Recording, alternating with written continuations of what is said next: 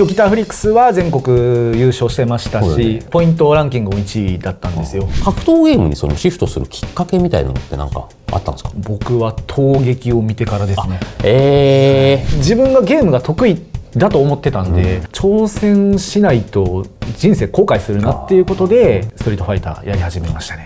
僕からぜひとも破天荒の方ですね。いや、あれはドグラが毎回会うたびにそろそろ行こうかってでも他の人に迷惑かからんかな。皆さんこんにちは、リジェストロート G の時戸でございます。本日は対談企画ということで、こちらの方にゲストとしてお越しいただきました。 CAG 大阪パンクワークショップ所属のゴイチです。よろしくお願いいたします。というわけで本日はゴイチ選手に大阪からはるばるお越しいただきました。よろしくお願いいたします。ありがとうございます。よろしくお願いします。ゴイチ選手、皆さんご存知だとは思うんですけれども、現在ストリートファイター6のメインでプレイされてますが、それ以前はさまざまなタイトルでですね、もうトッププレイヤーで、もう噂は金がねだから僕ね、今回話したいことで結構あるんですよ。で、多分ゴーちゃんもそんなことあったんですねみたいな話はあると思いますので、そこら辺をですね、いろいろお話を伺っていきたいかなと思いますので、お願いします。よろしくお願いします。はい、それではですね、今回もスタッフさんがトークテーマを作っていただいたので、こちらから選んで話を進めていきたいと思います。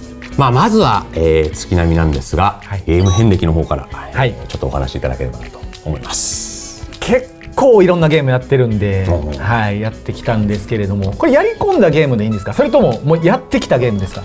じゃあ、初めての格闘ゲームは何だった？一応そうですね、ストリートファイター2が初めてです。ファミコン版ですか？スーパーファミコン版です。スーファミ版なんだ。父がホンダを使ってて相撲が好きだったんですけど、で百列張り手連打してるのを見て、僕も百列張り手を連打して、バルログに勝てなくて、もうめちゃめちゃ悔しかったっていう覚えがあります。それコンピューター戦をやってたってことですね。コンピューター戦です。最初はだから僕も言ってるでしょ、コンピューター戦を仲間で一緒にクリアするっていうゲームだったんですよ。対戦っていう。マジで無理でした。でもそう聞くところによると、別に格ゲーだけじゃなくて、本当に多種多様なゲームをやってきたということなんですが。そうですね。一番初めにやり込んだゲームでいうと、音楽ゲーム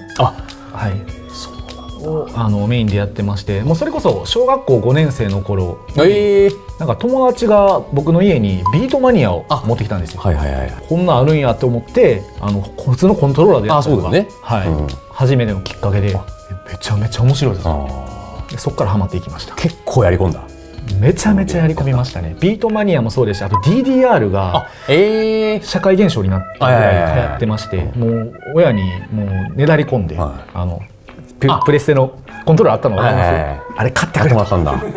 でひたすら家でやってました。格ゲーは別にそんなCPU 戦はよくやってたんですけど、 KOF とか97とかはやってたんですけど、なんか A 級とかはできたんですよ。97のそのテリーのパワーチャーとかの。ただ対人戦でやると絡まれちゃったので怖いなって思っちゃって、あんまりやらなかったっていうのはありますね。そしたらやっぱりやり込みが当時からすごかったと思うんだけど、惹かれたりしなかった？友達とかに。そうですね。 DDR はキモいって言われましたね。そうなんだ。そうなんですよ。なんか学校内でDDR 俺うまいよみたいな感じで言ってて、それって言うてそのノーマルの一番むずいやつができるとかやったんですけど、僕当時の一番むずいやつができたんで、俺もうまいよって言って、なんかうまいのレベルが違ってキモって言われて。僕の印象だとなんかギター振りのイメージが音ゲーは強かった。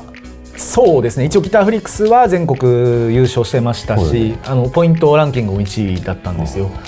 ただメインはドラムマニアだったんですね。でドラムマニアをほとんどやってるね。本当にもう全部コナミさんの音ゲーは基本的にはやってまして、ただドラムとギターがすごい好きで、ドラムもすごい熱中してたんですけど、いつの間にかギターの方が上手くなっちゃって、ギター上手いし、これちょっと全国1位狙えんちゃうかっていうのでシフトしていったって感じですね。それで大会も出て優勝っていうのは、相当やり込んでたんだろうね。音ゲー全般的にかなりやってました。的に言うと高校生？そうですね、小中高は基本的には全部音ゲーをやってたんですけれども、でもその合間にもちょこちょこ格闘ゲームもやってたんですよ。それこそ地元に強いプレイヤーの方、闘撃出てるプレイヤーの方もいらっしゃったんで、ちなみにカプエスとかもやってたんですけど、 DK さんってわかります？いた、コテコテの関西弁喋る人。そうですそうですだよね。はい、いつもボコボコにされてまして、 DK さん超懐かしいわ。北斗の拳とかも一緒にやらせていただいてて、まだ僕が全然その格ゲーとかも分かってなくて、対空とかもよく分かんないんですけど、とりあえず入っていつもボコられてるっていう感じでしたね。格闘ゲームにそのシフトするきっかけみたいなのって何かあったんですか？僕は闘撃を見てからですね。いつの闘撃とかって覚えてます？0405あたりですね。なるほど、はい、じゃあ初期の2年目3年目か。もうそれこそもう時戸さんとか梅原さんとか大貫さんとかもそうですし、あとはギルティやったら、小川さんとか有坂さんとかネモさんもいっぱいみんな見て、でかっこいいなって思って、それで、僕もこの場に出たいってことでやりましたね。そこで選んだタイトルはメルティーブラッドだよね。そうそう、はい、そこなんですよ。で僕もちなみにメルティーブラッドやってた時期があるんです。知らないでしょ。だからもうそうなんです。あるんですね。僕ね、その当時、いろんなタイトル結構やらせてもらってまして、カプエス、サードとか、ギルティもやってたし、ギルティでもやっぱレベルが高かったから、ちょっときついなと。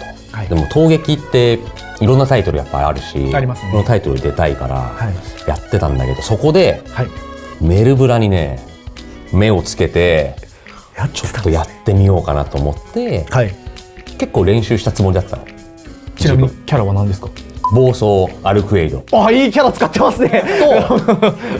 どういう感じ？もう多分その頃やった最強キャラクターの一角ですね。結構練習して自分とかでやってたんだけど、とある日渋スポっていうゲームセンターに行きまして、渋谷スポーツランド、そこね多分結構強い人がいたの。で向こう多分僕のこと知ってくれてて、嵐に来やがったなみたいな、感じた、こっちが感じたことですよ。そうじゃなかったら当時のメルブラ勢にはすいません、で門番みたいな人にやられるのよ。他のゲースだったらそこそこいけてたの、もうやられて、でも何回かやれば、結構弾けるから、この調子でやってこうってなってた時に、大ボスみたいなのがやってくれて、全然勝てないなと思って。ちなみに誰なんですか？それはニガのシオン。ほんまの大ボスですね。当時最強プレイヤーですね。そうで、もう超絶連呼したの。超絶連呼したの。初めて聞いた。そうで、全然勝てないと。すごかったんですよ当時のゲーム。ワンコンで浮いてそのまま終わりっていう。そう、いや本当にそうです。で、こんなキャラいんのかよと。教えてくれよ、こんなキャラいるんだったら使いますがなっつってシオン練習してコンボかなり自分的には練習したつもりなんですけど、そのコンボ全然できなくて、めちゃくちゃ難しいんですよ。めちゃめちゃ難しいです。あれは本当に難しいよね。本当に難しくて、全国でできる人も本当に片手で数えれるぐらいで、その中でやっぱりニガさんはめちゃめちゃ安定してます、さっき呼び捨てにしちゃいましたけど、ニガさんです、で、これはちょっと自分にはこのゲームきついのかなと思って諦めてしまったっていう、僕のメルティーブラッドの思い出は渋スポ勢ハトさん、ニガさんみたいな感じ。そうですね、そうですね。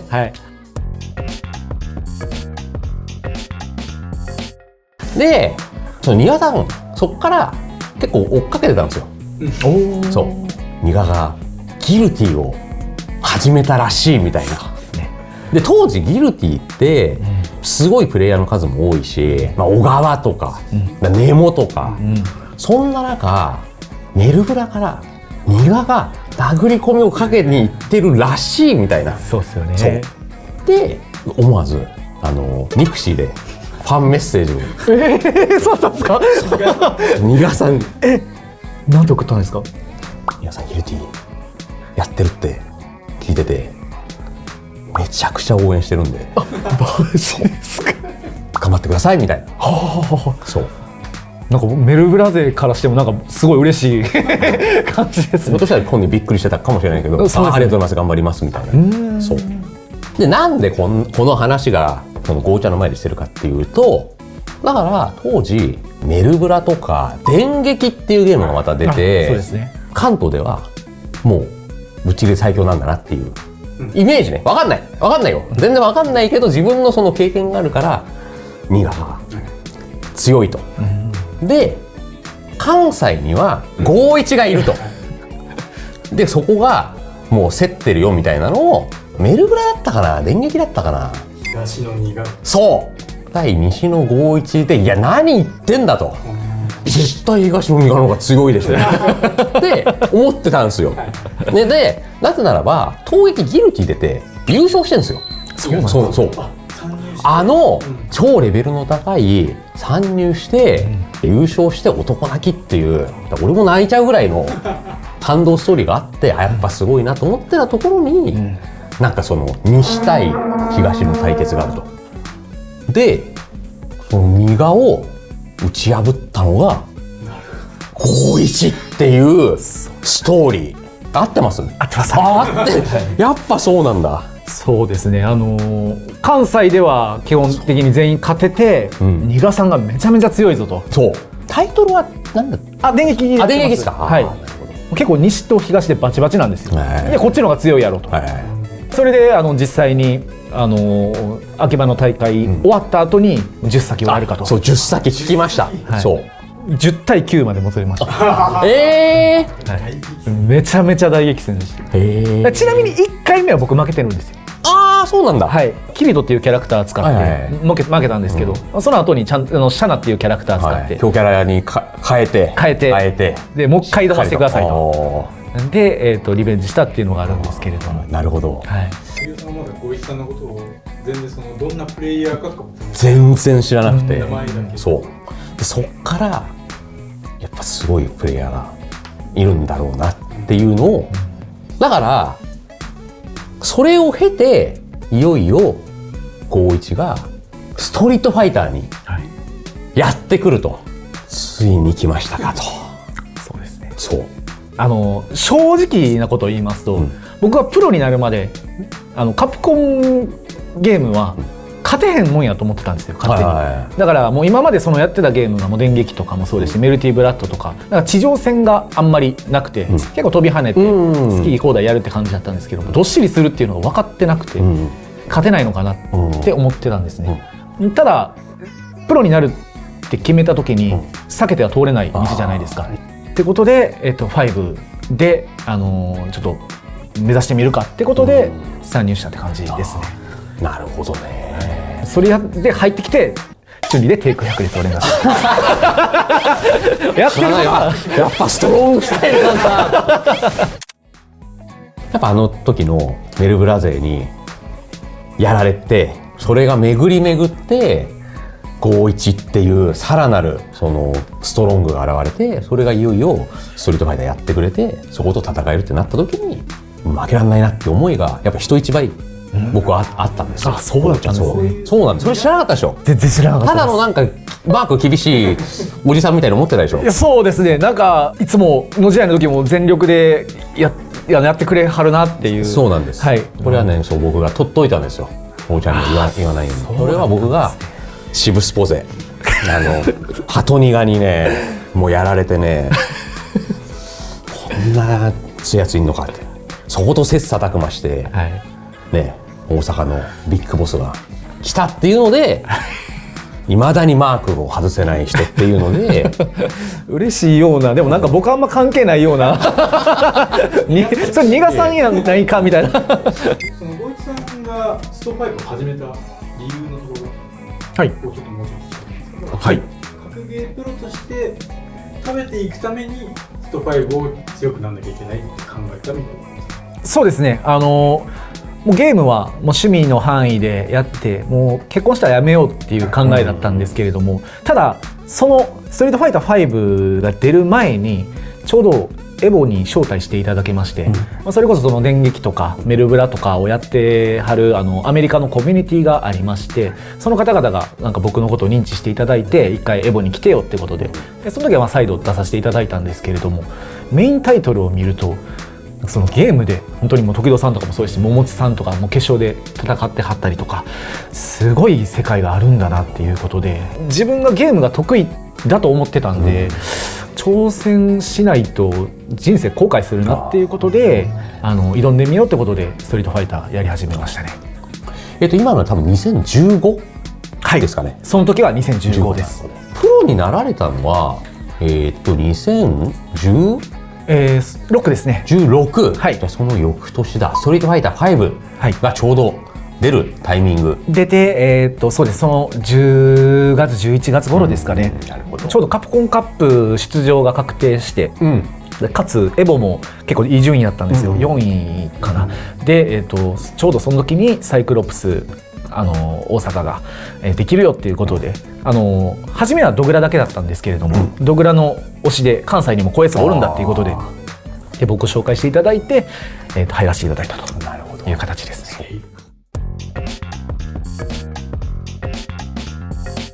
苦手意識とライバル意識とかちょっと気になりますよね。もう勝手に僕のライバル意識だけ語らせてもらいましたけど、はい、どうですか、苦手意識のあるプレイヤー、ライバル意識のあるプレイヤーなどは。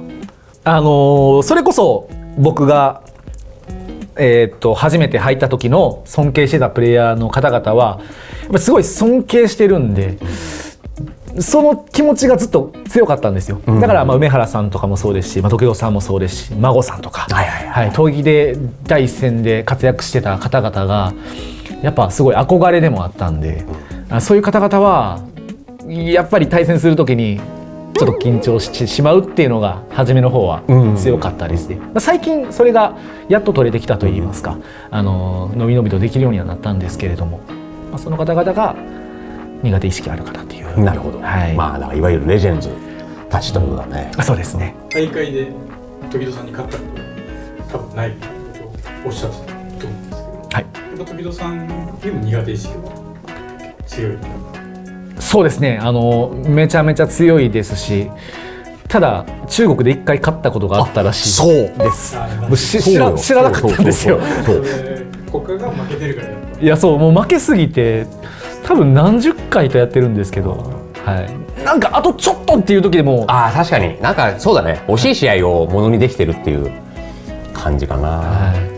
なんかラスト削れへんなって思って負けちゃうっていうのは、やっぱ時戸さんの胆力がすごいなっていうのは思いますね。並々ならぬ思いだそういう思いやったんか。浮かされ続けたワルクエド対シオンのじゃあ僕は時戸さんに負けるたびに逃がすさんマジでよって思うしかないんか。ライバルはライバル、ドグラ同じね、大阪で年は同い年です。同い年か、一番仲いい友達でもあるんですけれども、やっぱり大会とかで当たると結構意識はしてしまいますね。ドグラには勝ちたいなっていう、今その大阪のプレイヤーの話が出ましたけど、やっぱそのザ大阪というか関西を背負ってるっていうのは僕の目からするとすごい感じるなって思うんだよね。ドグラもそうだけど、さっき名前が出た、そこら辺はやっぱり思います？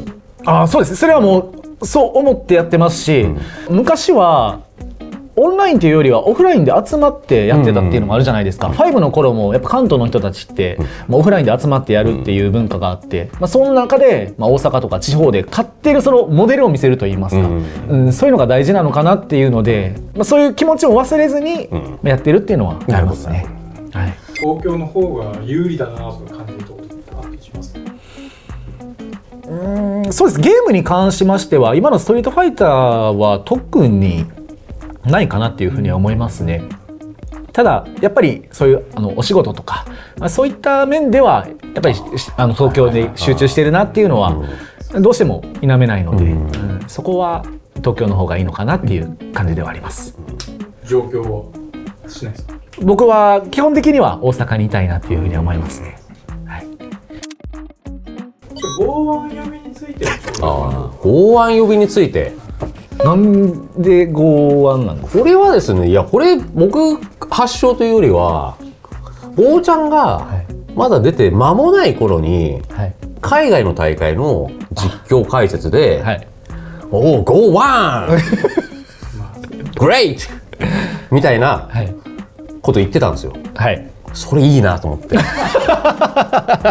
た響きもね僕は気になって、剛腕か、剛腕もね、剛腕プレーじゃん確かに。それをねずっとね続けさせていただいて。あ、そうなんですね。結構浅い理由。そう俺はね本当に激浅な理由なんですよ。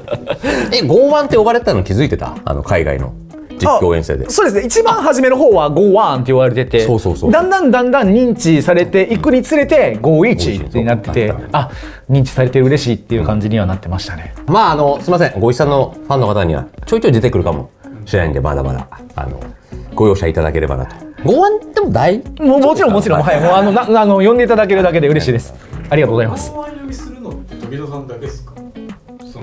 剛腕呼びするのは時戸さんと当時2チャンネルで僕を叩いてたスレミンだけです。剛腕呼びされてたんだ。そうですね。アンチの呼び名は剛腕でした。音ゲー時代剛腕って言われてました。そうなんだ。はい。剛腕ってヨン様とニャンチューをハンマーでぐちゃぐちゃにして割った顔だなっていうふうに言われてたんですよ。でそれを履修は分かんないです。剛腕呼びのわけが分かんないんですけど、それをランカースレで1から1000まで埋まってたっていう。まあ当時からねマークされてたんですね。まあでも僕ちょっとSNS そんなに良くなかったんで。ああそうなんだね。はい。だからそれで多分なんかあったかもしれないですね。尖ってましたね。あとはなんか苦手なゲームとかってある？ホラーゲームとかですか？ああ、それは見たわ。ホラーゲームやっぱりやばいらしいね。マジで無理なんですよね。何回やってもう終わった後1時間ぐらい放心状態になるんですよ。圭介さんに前言われて、あれ営業でしょって言われてマジでムカついて一芸よって思ったんですけどでもあと 3D ゲームは酔っちゃうんですよ。はい。そういう人いるよな。それはちょっと残念ですね。格ゲーもまあいろいろシステムがあるじゃないですか。こういうシステムのやつが苦手よりだなとかそういうのがあったり。そうですね。ドラゴンボールファイターズみたいなゲーム性はすごい得意だなっていうのがあって、なんかギリギリ見てから反応できるぞっていうのが固まってるようなゲームは見てから判断できるのが得意なんで、そういうゲームやったらすごい得意なんですけれども、お読み合いしてくださいってなると今までやってたゲームが基本的には見てから何とかしようとしてたんで、勝利打つとかそういうのが慣れてなくて苦手っていうのはあったんですが、最近もうそれも慣れてきて読み合いにしたらいいとかそういうのでいけるようにはなってきたっていうのはありますね。前までちょっと苦手だったっていうので今は全然大丈夫です。そうだからギリギリ見てからできる云々の話で、はい、レシャーとも昨日そんな話になって。そうなんです。そうレシャーに必要なのは、ブラウこれ見てからできれば勝てるから練習しようとかっていうのだけだと、やっぱそこにつけ込まれちゃう。じゃあここばっかり集中してるから、他のところで攻めるよねっていうのを分かるようになると、もっとプレーに幅が出るんじゃないかっていうのを梅原さんとか言ってて、僕同じこと言われました。そうなんです、はい、同じところで壁当たったんで、それも同じアドバイスいただいてって感じですね。麻雀の例えされた？それはなかったです。麻雀で言うと AI を組む上で大切なのはブラウ。絶対にその手が入ってないんだけど入ってるように見せかけるっていうのはやんないと手配の時点で勝負が決まっちゃうから、強い AI を作る上でもそれは必要なんだよっていう、いい話すんだよな。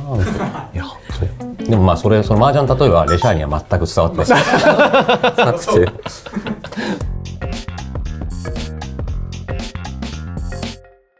知られざる天才プレイヤーゴーちゃんがね今までいろんなゲームをやってきたと思うんですが、ちょっとね、ご紹介いただける方がいらっしゃれば。そうですね、2名ほどちょっと紹介したいプレイヤーがいるんですけれども、まず1人目は、東域10で僕一緒に組んだプレイヤーなんですけれども、家田っていうプレイヤーがいたんですよ。東海のプレイヤーで東海といえば久保さんとかじゃないかっていう。タイトルはごめんなさい。ごめんなさい、メルティブラッドです。メルブラ、久保はね、久保のシオンは、当時すごい強かった時期はあったのは聞いてますけど、そうなんですよ。当時一番強いプレイヤーが久保さんじゃなくて家田だぞと。ってなって阿長で大会が開かれた時に、みんな投げ倒していって、すごいプレイヤーが出てきたぞと。で当時メルティブラッドって対空がないんですよ基本的に。お育ちっていう、技術があるんです。ドグラがやってるようなやつ。そうですそうです。あれが低空ダッシュとか、なんかもうすごい下に長い技とかも全部お育ちしないといけないんですけれども、それを一番初めに取り入れたのが家田だったんですよ。衝撃で、この糸にはこの崩し通らんけどこれ何やってんやと、こんなプレイヤーいるんだってことで衝撃を与えてくれたのがこの家田っていうプレイヤーですね。で、一緒に取り組んでこの時ちょうど優勝して、でそれでもうちょっと向こうのプレイヤーは別にそこまで格闘ゲームに執着がないっていう感じでやめちゃったんです。そうなんだ。いやめっちゃ強かった。もったいないなっていう、ガチで最強だったと思います。でもなんかそれでいなくなっちゃうっていうのは割とレアなパターンかなと思うんだよな。いやそうなんですよ。そこで勝ったらなんだかんだ、楽しいもんだから出たりするのかなと思ったんだけど。そうなんですよね。メルティブラッドやってちょっとやってまあいいやって言ってそのままフェードアウトしていきました。それはもう知られざる天才プレイヤーになりますね。本当にすごいですね。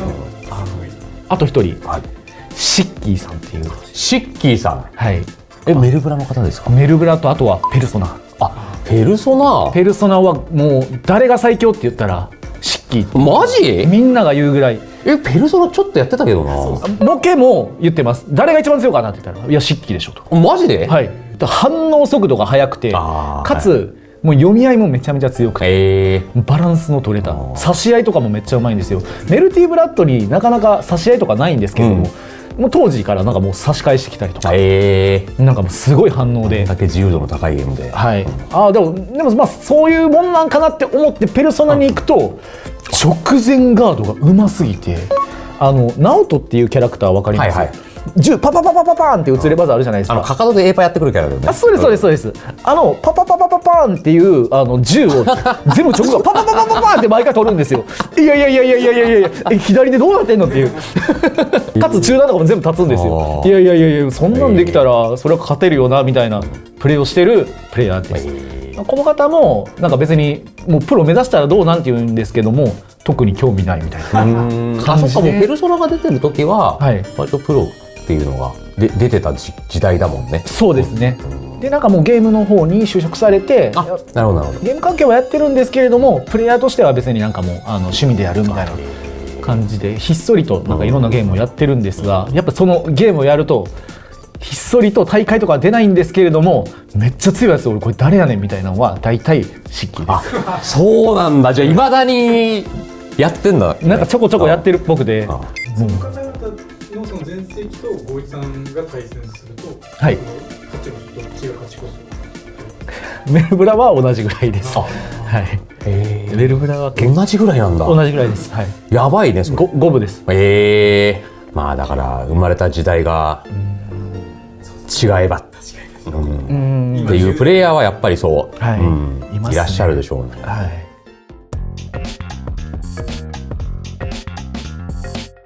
いろいろね、喋ってきましたが、今のね我々の競技シーンであるスト6についてのお話もね、ぜひ聞いていきたいなと思います。どんな感じですかね、スト6。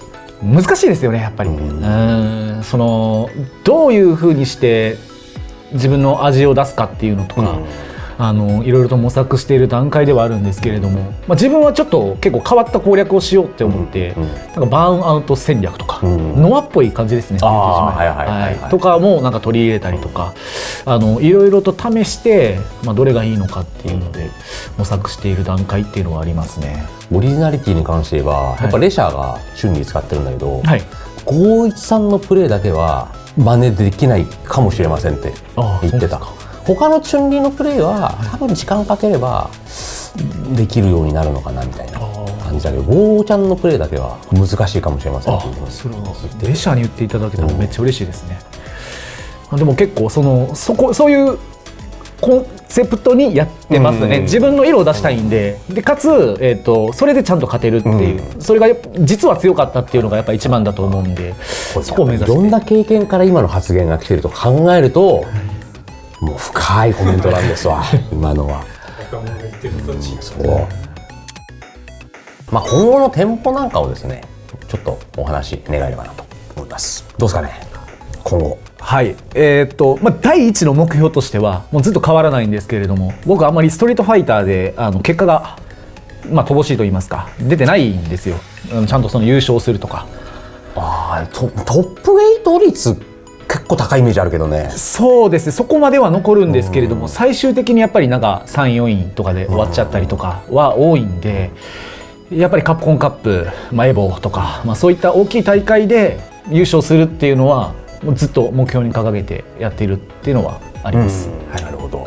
それ以外で言うと、僕のプレーを見て面白いって思っていただけるような人が少しでも多いと嬉しいなっていうのがあるんで、自分の色を出していろんな人に見てもらう、心動くような試合をしてもらうっていうのを自分が吐息見た時にそう思ったんで、自分がそういうプレイヤーになりたいっていう気持ちで今後もずっとやっていきたいとは思ってます。なるほど、はい、いやいいコメントですよね。やっぱあの時のプレイヤーたちってやっぱかっこよかったっすもんね。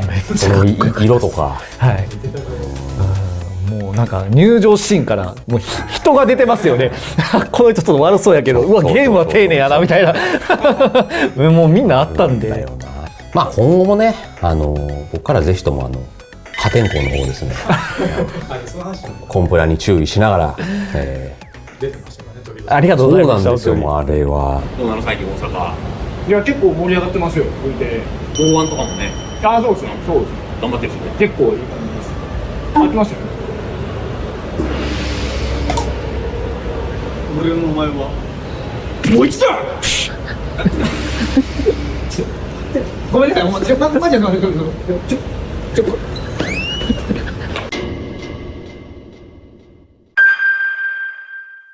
いやちょっとビクビクしながら、本当にそういう人なんかなってやっぱり信じる人がいらっしゃるんですよ。でなんか、はい、苦情の電話とかがさ電話はあれでメッセージとか行くかもしれないから。あれボイさんがやりたくてやってるっていうことでいい？やらされてるとかではない？